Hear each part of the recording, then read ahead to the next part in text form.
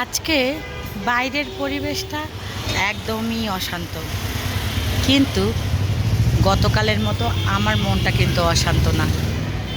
বাইরেটা অশান্ত হলেও আমার মনটা অনেক শান্ত। চারপাশটা দেখার পর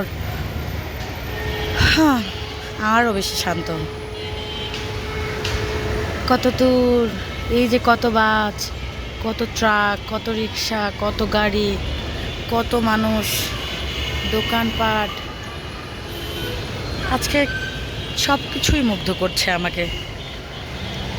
কথা বলার চেষ্টা করছি, কণ্ঠ ভেঙে যাচ্ছে, তারপরও মনে হচ্ছে কিছু বলি।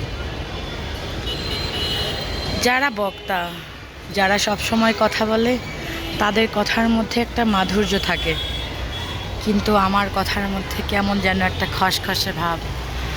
আমার নিজের কাছেই মনে হয় যে ময়শ্চারাইজেশন দরকার, কিন্তু কথার ময়শ্চারাইজেশন কিসে হয়? কি করলে কথার মধ্যে মধুরতা আসে? ভালো মানুষ হওয়া, অনেক অর্থবিত্তের মালিক হওয়া, নাকি স্রষ্টার প্রতি নিজেকে সঁপে দেওয়া, নাকি যা মনে চায় তাই বলা?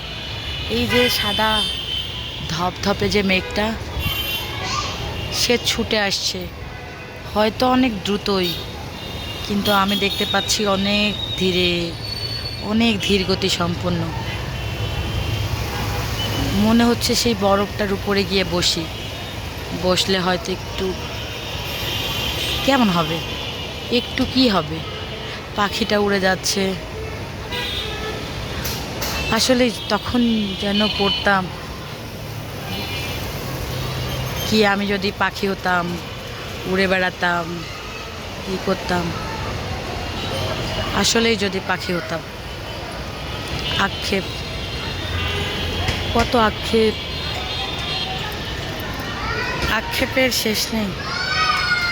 তারপরও সব কিছু রেখে গেছে। এই যে সমুদ্র পথ,